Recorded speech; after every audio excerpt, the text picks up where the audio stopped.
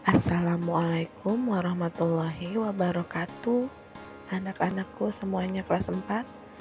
Kita bertemu kembali ya di tema 9, subtema 1, pembelajaran 3. Nah, anak-anak, sebelum kita mulai pembelajaran hari ini, marilah kita berdoa terlebih dahulu dengan membaca basmalah.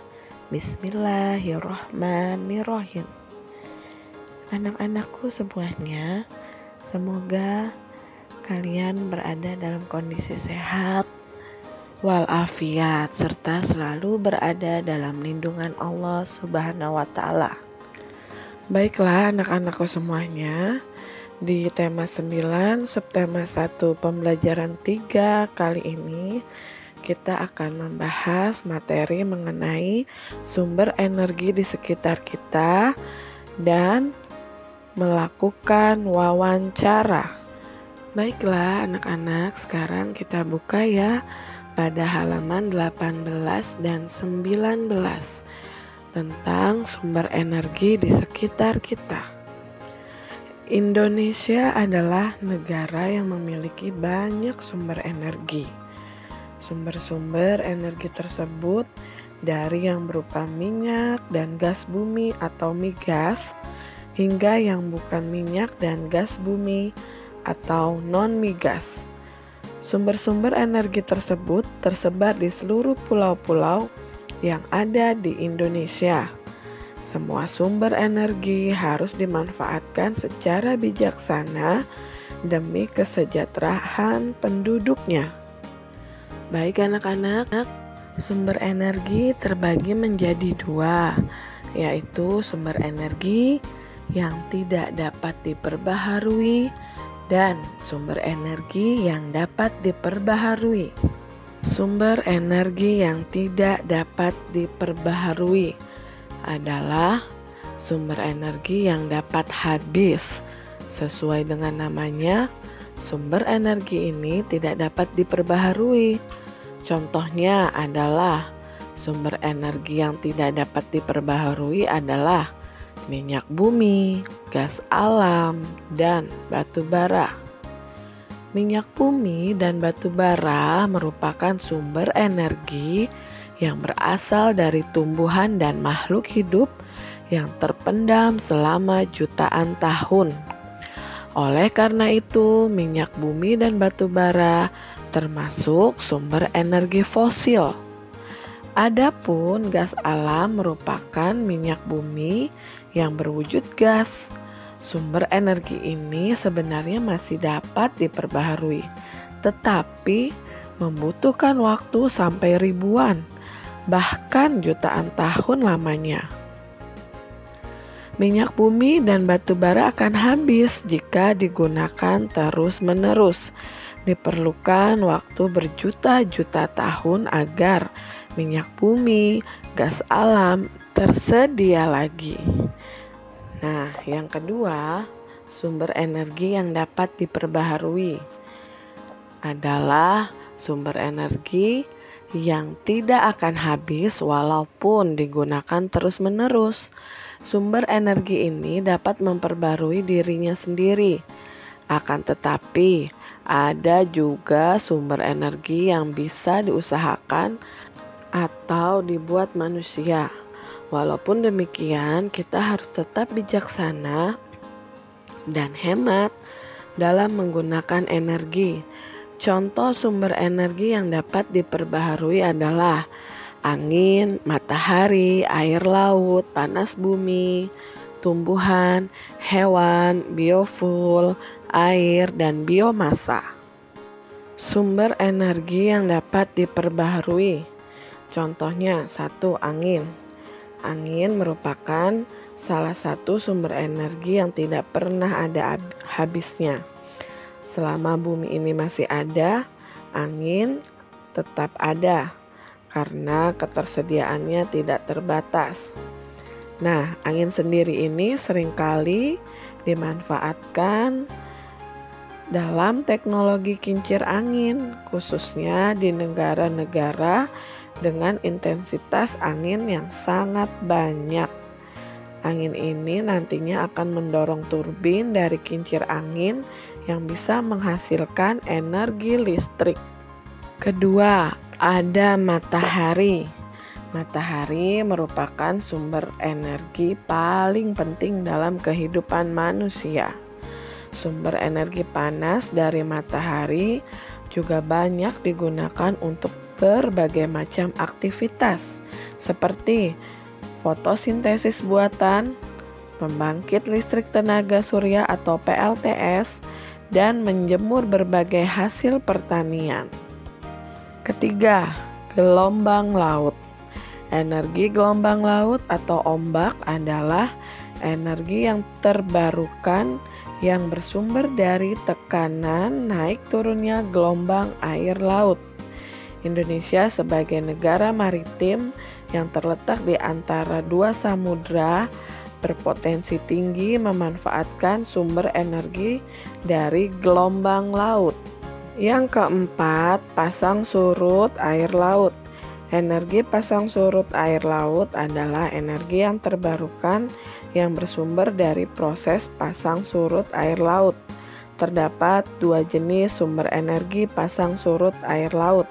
Pertama adalah perbedaan tinggi rendah air laut saat pasang dan surut.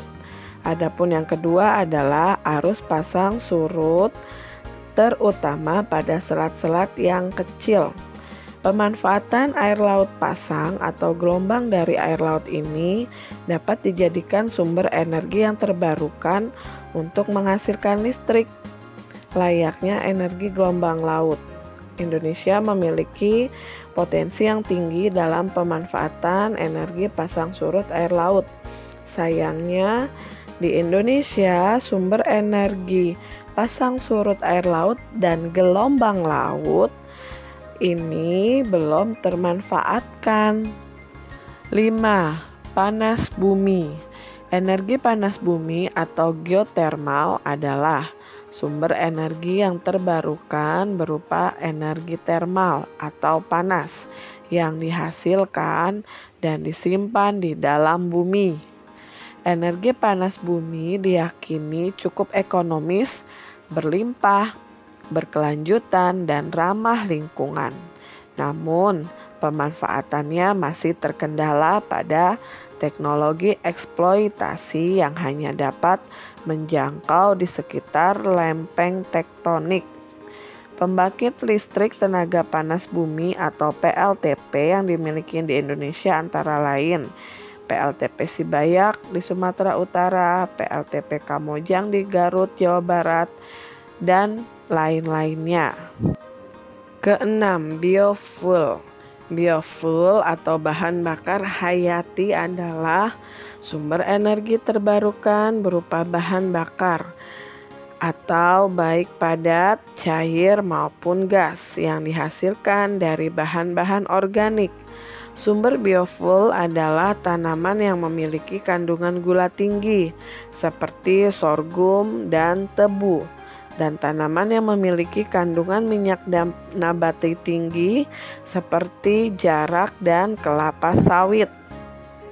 Ketujuh, air. Air mengalir dari tempat yang tinggi ke tempat yang rendah. Aliran air yang deras merupakan sumber energi gerak. Energi ini dapat digunakan untuk menghasilkan energi listrik. Air yang jatuh dari bagian atas bendungan menghasilkan arus yang sangat deras. Arus itu dapat digunakan untuk menggerakkan kincir air yang memutar generator. Generator yang berputar akan menghasilkan energi listrik. Dan yang terakhir, kedelapan, adalah biomasa. Jenis energi terbarukan yang mengacu pada bahan biologis yang berasal dari organisme yang hidup dan belum lama mati. Sumber utama biomasa antara lain bahan bakar kayu, limbah, dan alkohol.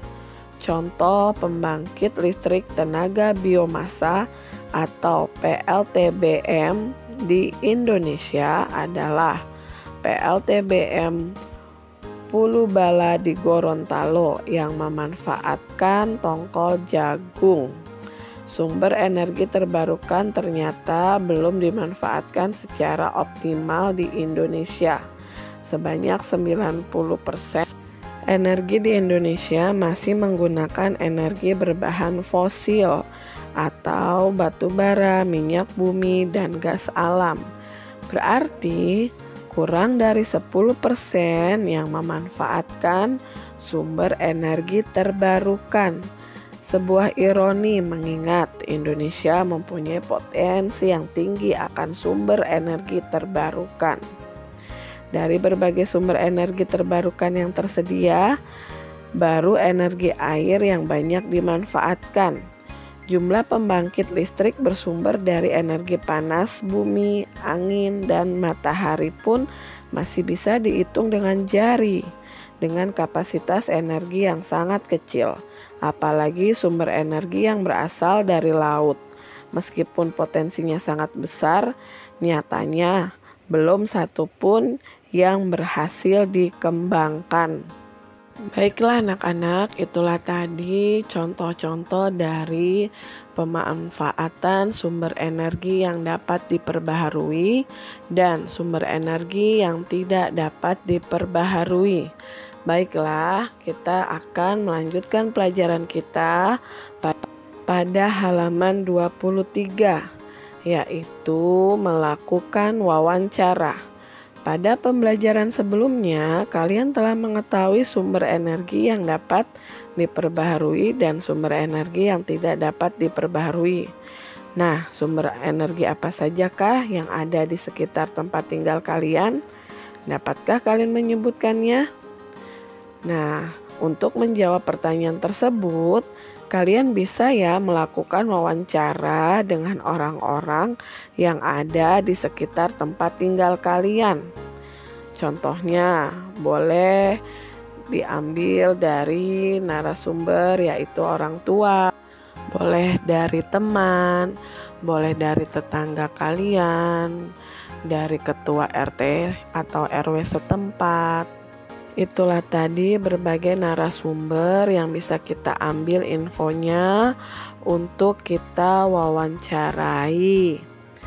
Nah, ketika kalian akan melakukan wawancara untuk memperoleh data mengenai sumber-sumber energi yang ada di daerah tempat tinggal kalian, kalian perlu mempersiapkannya sebelum melakukan wawancara, yakni mencatat 1.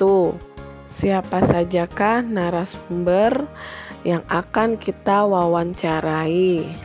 Nah, persiapan yang kedua adalah kalian harus menulis beberapa daftar pertanyaan untuk ditanyakan kepada narasumber yang akan kalian tanyakan.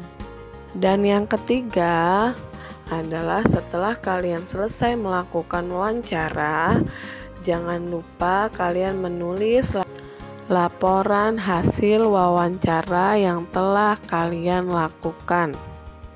Nah, anak-anak, itulah tadi beberapa persiapan untuk melakukan wawancara. Oke anak-anak, sampai di sini dulu ya pembelajaran kita hari ini, dan ada tugas yang harus kalian kerjakan, yakni kerjakan pada halaman 23 peta konsep manfaat energi matahari, dan kedua kerjakan halaman 23-24 untuk melakukan wawancara. Wawancarailah orang-orang yang ada di sekitar tempat tinggal kalian. Tema wawancara adalah sumber-sumber energi yang ada di sekitar tempat tinggal kalian. Baiklah anak-anak, kita tutup pelajaran kita hari ini dengan mengucapkan hamdalah bersama-sama. Alhamdulillahirabbil alamin. Terima kasih atas perhatian dan kerjasamanya. Wassalamualaikum warahmatullahi wabarakatuh.